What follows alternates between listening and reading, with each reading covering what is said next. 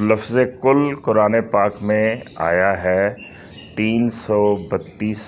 مرتبہ۔ صوفیاء کرام نے الگ معنی بیان کیے، علماء کرام نے الگ معنی بیان کیے، دانشوروں نے الگ معنی بیان کیے، محققین جو ہیں آج الگ معانی بیان کر رہے ہیں۔ مثلا پرپیچول میریکل آف قرآن میں آپ دیکھیں، اتنا بڑا نظام، اتنا بڑا ہیوج کہ اس کے اوپر غور کریں کہ کس طرح ہر ستارہ اور سیارہ عین اپنی درست جگہ پر موجود بھی ہے اور اس کی رفتار بھی بالکل پریسائز اور پرفیکٹ ہے،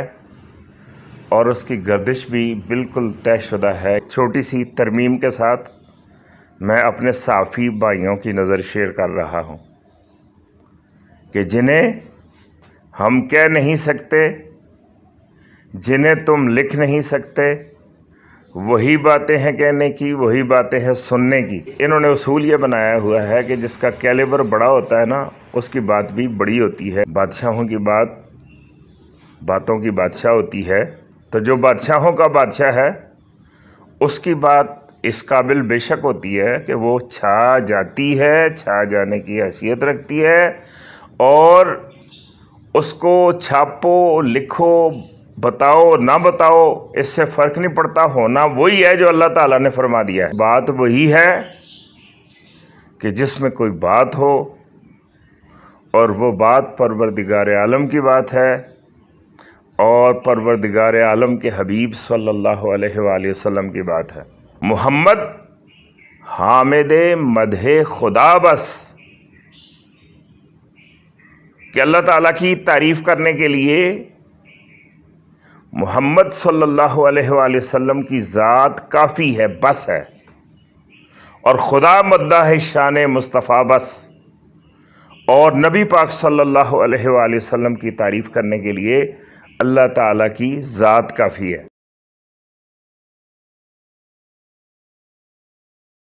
بسم اللہ الرحمن الرحیم۔ میں گھر میں بیٹھا ہوں اور یہ اپنے بچوں سے ہی گفتگو کرتے کرتے بچے نے کہا کہ لفظ کل کے بارے میں کچھ تشریح ہو جائے، تو چند باتیں میں عرض کیے دیتا ہوں۔ انشاءاللہ ہمارے بچوں کو بھی سمجھ آئے گی اور سب کے بچوں کو بھی ہو سکتا ہے کچھ ان کے علم میں اضافہ ہو۔ یہ کل جو ہے بظاہر 2 حروف پر مشتمل لفظ ہے، اول قاف واو لام اس کا مادہ ہے، اور یہ 2 حروف جو ہیں یہ حروف مقطعات میں سے بھی ہیں، لیکن حروف مقطعات کی انشاءاللہ پھر الگ سے تشریح آئے گی تو ان پر تفصیل سے بات ہوگی۔ تو عرض یہ کرنا ہے کہ ایک ایک لفظ قرآن پاک کا جو ہے وہ بڑے ہی حکمت کے ساتھ اور بہت ہی زیادہ اس میں اللہ تعالیٰ نے دانائی اور انٹیلیجنس اور قدرت، قادر ہونا اور مقدار جاننا، کل شیء عندہ بمقدار، ہر چیز کی اللہ کے ہاں ایک مقدار ہے۔ اس نے جو بنایا مقدار پر مشتمل بنایا، اور عین جس میں جتنی مقدار کی ضرورت تھی اتنا ہی اس کو عطا ہوا۔ تو یہ حروف ہیں 2 جن کا مجموعہ ہے کل۔ بظاہر ایک چھوٹا سا لفظ ہے اور اس کا مطلب ہے کہو، یہ صیغہ امر ہے اور واحد ہے، کہو۔ یا اگر اردو میں بھی بالکل واضح کرنے کے لیے واحد اس کو کہیں تو کیا ہے؟ اس کی جمع پھر کولو بنے گی. تو کل جو ہے اس کے اگر علم الاعداد میں چلے جائیں تو اس کے اعداد جو ہیں وہ 130 ہیں. یہ پھر ایک الگ سے موضوع ہے، انشاءاللہ کسی وقت اس پر بھی بات کریں گے. اب قرآن پاک میں یہ لفظ جو ہے 332 مرتبہ اللہ تعالیٰ نے دہرایا ہے، اور یہ میں جو آپ کو تعداد بتا رہا ہوں ماشاءاللہ بہت تیزی سے بڑے اچھے ایپس اور ویب سائٹس آ رہی ہیں جو کمپیوٹر کے ذریعے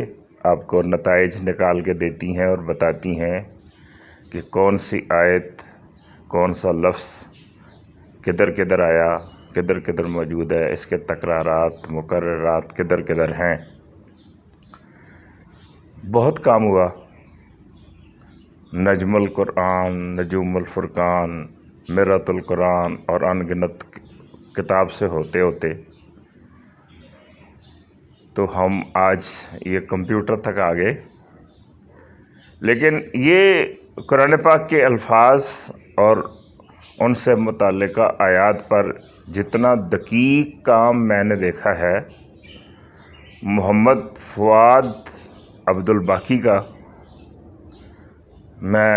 اس کو سلام پیش کرتا ہوں. بہت بڑا، بہت ہی زیادہ تحقیقی اور محنت سے انہوں نے اس پہ کام کیا ہے، اور بہت ہی زیادہ انہوں نے جستجو کے ساتھ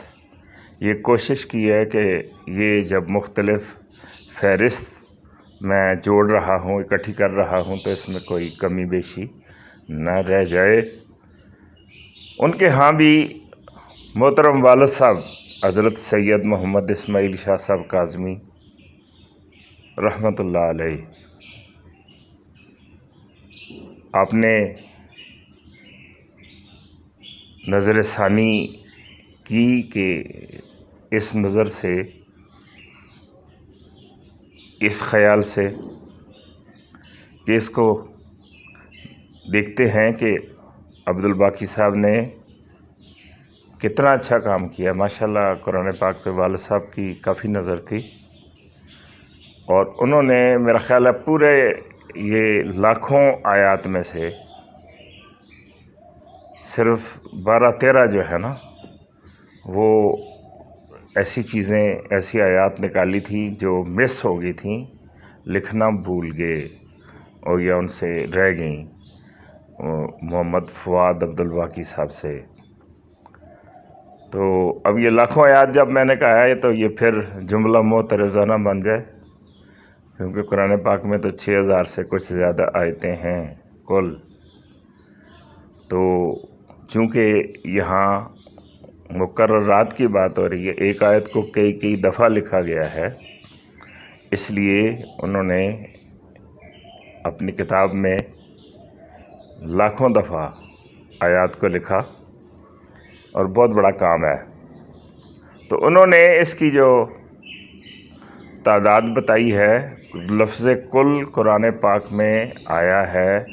332 مرتبہ، اور والد صاحب نے جو چیک کیا تو یہ بھی اس سے نہ کمی بیشی نہیں پائی گئی. تو اس کا مطلب ہوتا ہے کہہ دو. لیکن یہ جو باتیں میں نے کی ہیں یہ ان کو اضافی سمجھ لیں، کیونکہ بچوں نے جو سوال کیا ہے وہ بڑا مختصر سا تھا. وہ یہ جاننا چاہتے ہیں، کھول کے جب انہوں نے پوچھا تو وہ اس طرح تھا کہ یہ لفظ کل جو ہے، جیسے سورہ اخلاص میں ہی آپ لگائیں قل هو اللہ احد، تو کہہ دیجئے کہ وہ اللہ ایک ہے. تو اس میں اگر کل موجود نہ ہو تو پھر اس کی کیا صورت بنتی ہے اور کل کا ہونا کیوں ضروری ہے؟ تو پہلی بات تو یہ ہے کہ جس طرح اس کائنات میں نظام شمسی میں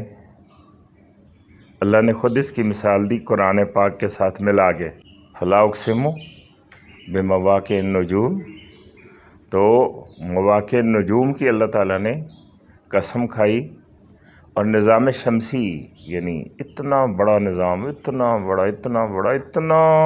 ہیوج کہ اس کے اوپر غور کریں کہ کس طرح ہر ستارہ اور سیارہ عین اپنی درست جگہ پر موجود بھی ہے، اور اس کی رفتار بھی بالکل پریسائز اور پرفیکٹ ہے، اور اس کی گردش بھی بالکل طے شدہ ہے کہ جتنی ہونی چاہیے۔ ان میں سے کسی کو بھی اگر ہٹا دیا جائے، ہلا دیا جائے، تو ساری صورتحال نظام شمسی کی بگڑ جاتی ہے، پھر نظام شمسی نہیں رہے گا، اور ہو سکتا ہے کہ تمام ستارے اور سیارے ایک دوسرے سے ٹکرا جائیں۔ تو بڑا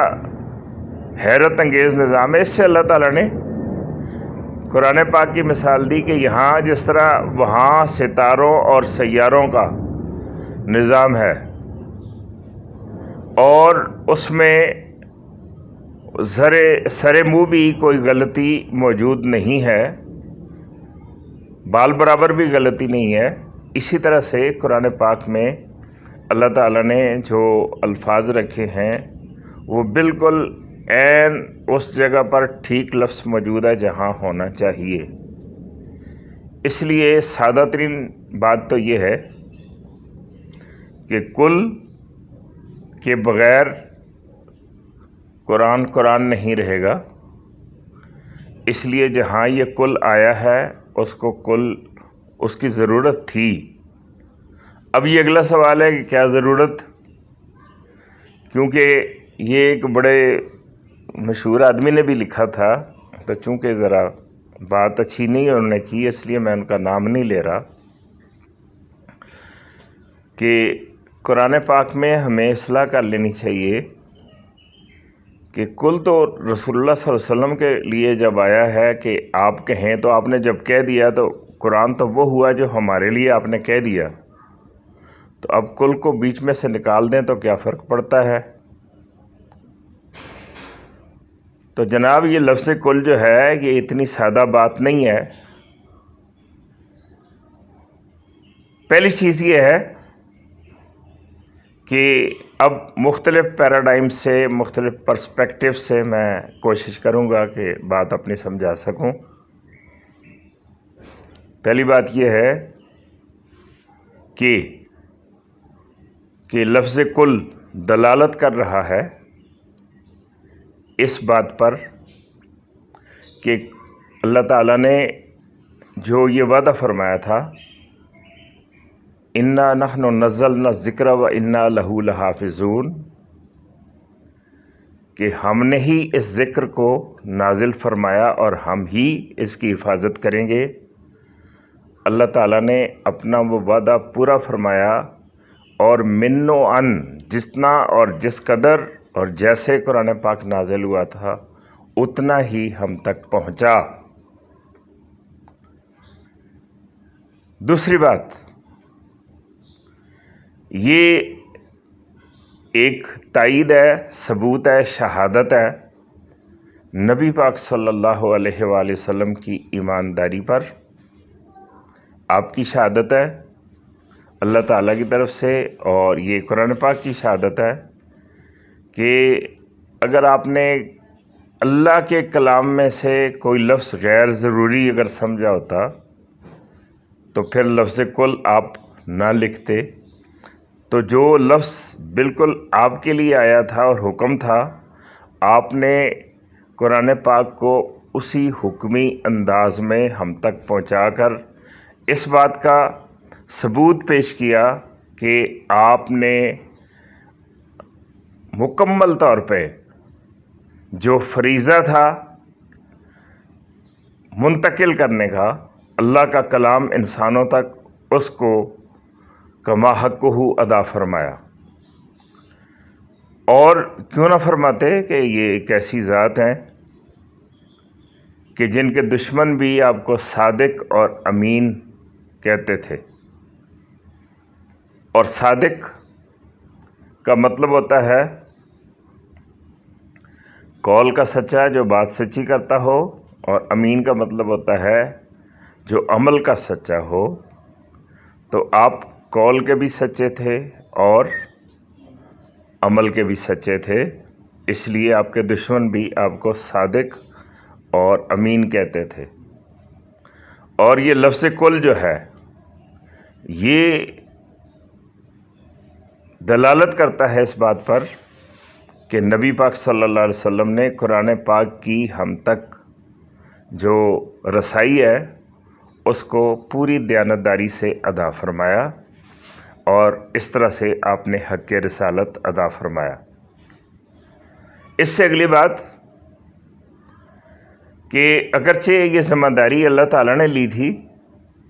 کہ قرآن پاک ہم تک پہنچے اور مکمل پہنچے، لیکن اللہ تعالیٰ نے فرشتوں کو مقرر نہیں کیا تھا کہ یہ قرآن پاک ہر انسان تک تم نے پہنچانا ہے اصلی شکل میں، بلکہ اللہ نے یہ جو حفاظت اور ترویج اور انتقال، یعنی اگلی نسل تک منتقل کرنا، یہ سارا کام انسانوں سے ہی لیا۔ تو وہ اولین ہستیاں صحابہ کرام رضوان اللہ تعالیٰ علیہم اجمعین،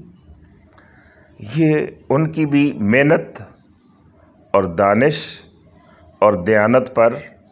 دال ہے یہ لفظ کل، کہ اگر انہوں نے کچھ غیر ضروری سمجھنا ہوتا اور اڑانا ہوتا یا اپنی جسارت وہ کرنا مناسب سمجھتے تو لفظ کل کو اڑا دیتے، اور قرآن پھر بھی مکمل رہتا مفہوم کے اعتبار سے۔ لیکن آپ نے جتنی دفعہ بھی کل آیا اللہ کی طرف سے اتنی دفعہ ہی ہم تک پہنچایا۔ تو یہ عین ان حضرات کی محنت شاقہ ہے اور احتیاط ہے، اور جو اللہ کی طرف سے ان کا فریضہ بنتا تھا انہوں نے انتہائی دیانتداری سے ادا فرمایا، تو ہم ان کے بھی شکر گزار ہیں۔ اب اس کے بعد یہ کہ اگلا سوال جو ہے نا پھر ذہن میں پیدا ہوتا ہے کہ یہ آخر وجہ کیا ہے، توجیہ کیا ہے کہ اللہ تعالیٰ خود بھی ایک بات ہم تک پہنچا سکتا ہے، اور قرآن پاک میں جا بجا بھی ایسی آیات موجود بھی ہیں کہ جو لفظ کل کے بغیر ایک حکم جو ہے وہ بندوں کو دے رہی ہیں۔ تو پھر اللہ نے یہ کل جو ہے یہ کہاں کہاں استعمال فرمایا اور کیوں فرمایا؟ اب اس کی اتنی ساری تشریحات ہیں کہ مختلف اس کے پرسپیکٹیوز، جیسے انسان ہوتا ہے نا تو اسی طرح کی پھر وہ اس کو سمجھ آتی ہے، اور اسی دائرہ عقل جو ہے اس کے اندر، دائرہ فکر جو اس کا ہوتا ہے اس کے اندر ہی وہ اس کی تشریحات ہوتی ہیں۔ تو صوفیاء کرام نے الگ معنی بیان کیے، علماء کرام نے الگ معنی بیان کیے، اور دانشوروں نے الگ معنی بیان کیے، محققین جو ہیں آج الگ معانی بیان کر رہے ہیں۔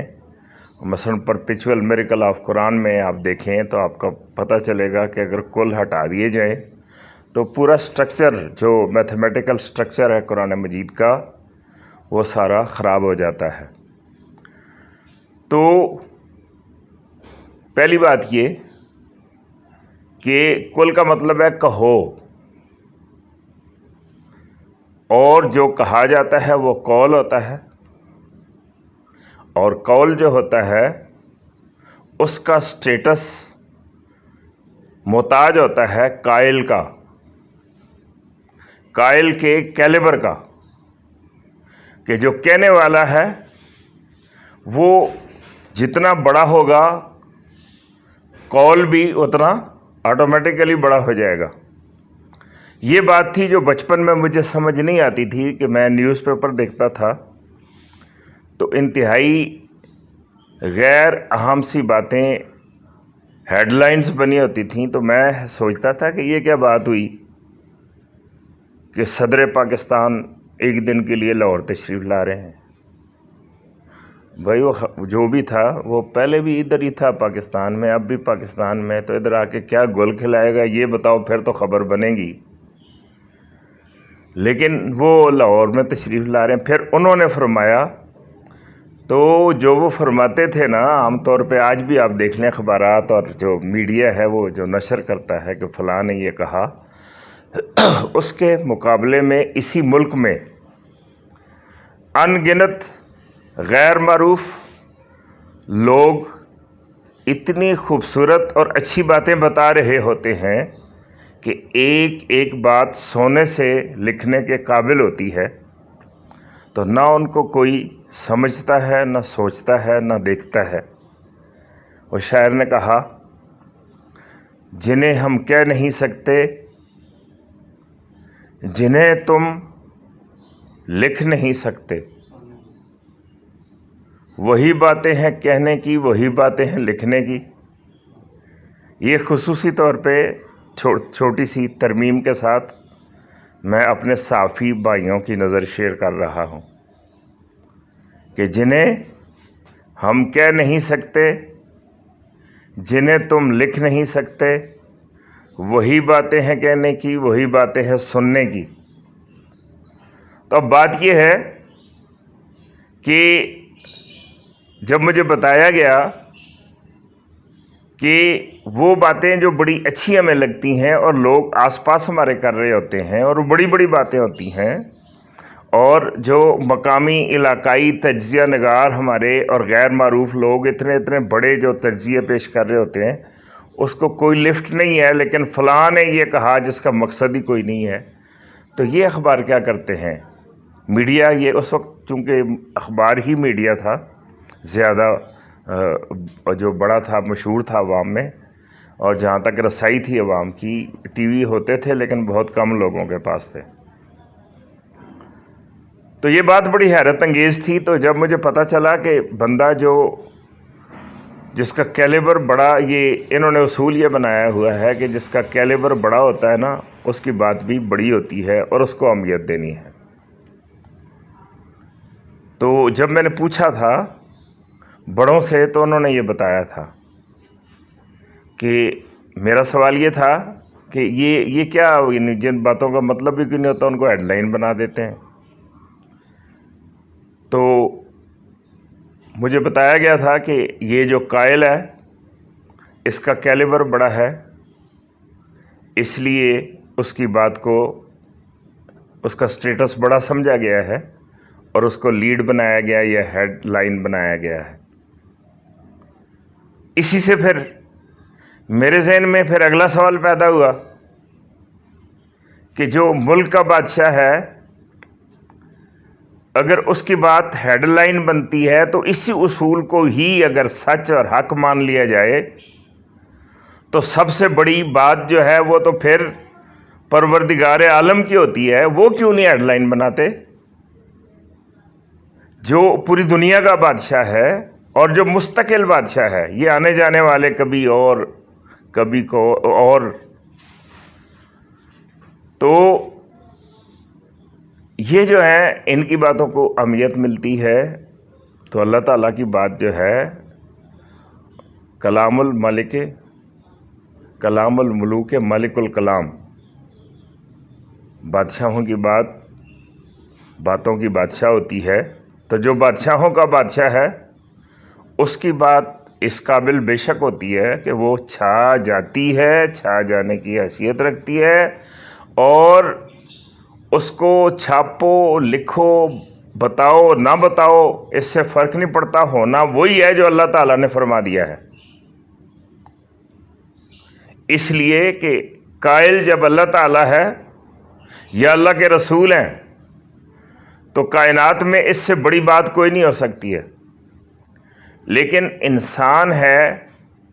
کہ وہ پرائرٹیز جب سیٹ کرتا ہے تو اس میں بہت ساری اغلاط ہوتی ہیں، اور وہ جو اہمیت ہے چیزوں کی ان کو بھول جاتا ہے. ہماری زندگی میں، ہمارے مستقبل میں جن چیزوں کی اہمیت ہے، ہمارے اپنے لیے جو چیزیں اہم ہیں ان کو غیر اہم سمجھتا ہے، اور لغویات کو بہت زیادہ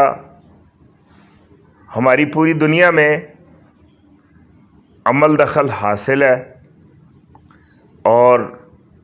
چھائے ہوئے ہیں ہر طرف، جن کا مقصد ہی کوئی نہیں ہے. اور مقصدیت جو ہے وہ سننے کے لیے سوائے ان لوگوں کے جن کو اللہ نے سعید بنایا ہے، سعادت مند بنایا ہے، ان کے علاوہ کوئی تیار ہی نہیں ہے کہ ہم اپنی آنکھیں کھولیں، کان کھولیں، اور کیا ہونے جا رہا ہے اور ہم کس طرف جا رہے ہیں اور ہمیں کون سے حالات و واقعات پیش آ رہے ہیں، تو ہمیں اس کی تیاری کرنی ہے. اور یہ کوئی بھی نہ لیڈر، نہ ڈیلر اور نہ میڈیا ہمیں نہیں بتائے گا کہ کیا ہونے جا رہا ہے، زندگی کا مقصد کیا ہے، ترقی کس چیز کا نام ہے، معیار کیا ہے. اصل معیار وہ ہیں جو اللہ تعالیٰ نے بیان فرمائے، اور ان کے بارے میں ہمیں کوئی رہنمائی نہیں دے سکتا ہے سوائے اللہ تعالیٰ کے اور اللہ کے رسول صلی اللہ علیہ وسلم کے. اس لیے یہ میرے ذہن میں سوال پیدا ہوتا تھا اس وقت، لیکن میں نے یہ سوچا کہ دنیا کو تو یہ حقیقت میں نہیں سمجھا سکتا کہ میرے جو ہے وہ شاید آواز میں اتنا اثر ابھی نہیں ہے، لیکن اپنے آپ کو تو بات میں سمجھا سکتا ہوں نا کہ بات وہی ہے کہ جس میں کوئی بات ہو، اور وہ بات پروردگار عالم کی بات ہے، اور پروردگار عالم کے حبیب صلی اللہ علیہ وآلہ وسلم کی بات ہے. تو اب بچوں کی جو بات ہے ابھی بھی تشنا ہے کہ یہ کل جو ہے وہ قرآن پاک میں کیوں ہے. تو میں نے جو مشاہدہ کیا ہے وہ مجھے نظر آیا کہ یہ ایک غیر اعلانیہ سمجھوتا ہے. پروردگار عالم اللہ تعالیٰ اور رسول اللہ صلی اللہ علیہ وآلہ وسلم کے درمیان کہ اللہ کی شان بیان کرنی ہوگی تو اللہ کے رسول بیان کریں گے، اور رسول اللہ صلی اللہ علیہ وآلہ وسلم کی شان بیان کرنا ہوگی تو اللہ تبارک و تعالی بیان کریں گے. اس لیے اللہ تعالیٰ نے جا بجا قرآن پاک میں جہاں اپنا یا اپنے کمالات کا اور اپنی قدرتوں کا ذکر فرمایا، وہ نبی پاک صلی اللہ علیہ وآلہ وسلم سے کہلوایا. اور جہاں نبی پاک صلی اللہ علیہ وسلم کی شان بیان کرنا مقصود ہوئی، اللہ تعالیٰ نے خود بیان کر دی، یا ایھا الرسول یا ایھا النبی انا ارسلناک شاہدا ومبشرا ونذیرا وداعیا الی اللہ باذنہ وسراجا منیرا. اب یہاں کل نہیں فرمایا، یا ایھا المزمل یہاں کل نہیں فرمایا، یا ایھا المدثر یہاں کل نہیں فرمایا، وما ارسلناک الا رحمۃ للعالمین یہاں کل نہیں فرمایا. انا اعطیناک الکوثر آپ ٹھیک فرما رہے ہیں، یہاں بھی کل نہیں ہے. تو اکثر مقامات پہ ہم دیکھتے ہیں. تو یہ بڑا خوبصورت نظام ہے، اس کو علامہ اقبال نے یوں بیان کیا ہے، فرماتے ہیں خدا در انتظار حمد ما نیست،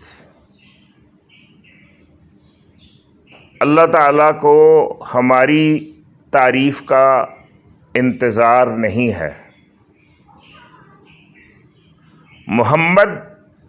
چشم بر راہ ثنا نیست، محمد صلی اللہ علیہ وآلہ وسلم بھی بیٹھ کے انتظار نہیں کر رہے کہ ہم تعریف کریں گے تو پھر تعریف ہوگی۔ محمد حامد مدح خدا بس، کہ اللہ تعالیٰ کی تعریف کرنے کے لیے محمد صلی اللہ علیہ وآلہ وسلم کی ذات کافی ہے، بس ہے، اور خدا مدح شان مصطفیٰ بس، اور نبی پاک صلی اللہ علیہ وآلہ وسلم کی تعریف کرنے کے لیے اللہ تعالیٰ کی ذات کافی ہے۔ تو اس لیے اللہ تعالیٰ نے جب اپنا تعارف کروانا ہے، قل هو اللہ احد اللہ الصمد لم یلد ولم یولد ولم یکن لہ کفوا احد، تو یہ بات جچے گی پھر سجے گی پھر کہ نبی پاک صلی اللہ علیہ وسلم کے پیارے لبوں سے نکلے نا، پھر مزہ آئے گا۔ تو اس لیے فرمایا کل، آپ فرمایا اللہ کا تعارف کروائیں۔ اور یہ کہ کتنا خوبصورت تعارف ہے الہ کا، اتنا خوبصورت تعارف ہے، اس کو الگ موضوع رکھیں گے اس کے لیے انشاءاللہ۔ سورہ اخلاص جو ثلث قرآن ہے، قرآن پاک 3 دفعہ پڑھنے سے قرآن پاک پڑھنے کا ثواب ملتا ہے، تو اس میں پیغام جو ہے وہ بہت ہی بڑا ہے، انتہائی اعلیٰ درجے کا پیغام ہے۔ تو انشاءاللہ اس کو الگ بیان کریں گے، لیکن فی الحال ہمارے بچوں نے پوچھا کہ لفظ کل جو ہے اس کے بارے میں کچھ باتیں ہو جائیں، تو میرا خیال ہے کچھ باتیں ہوئی ہیں، کچھ آپ سمجھے ہوں گے۔ اللہ کرے سب کو تھوڑی تھوڑی سمجھ آئے اور مکمل سمجھ آئے، اور اللہ تعالی ہمیں عمل کرنے کی توفیق عطا فرمائے۔ السلام علیکم ورحمۃ اللہ وبرکاتہ۔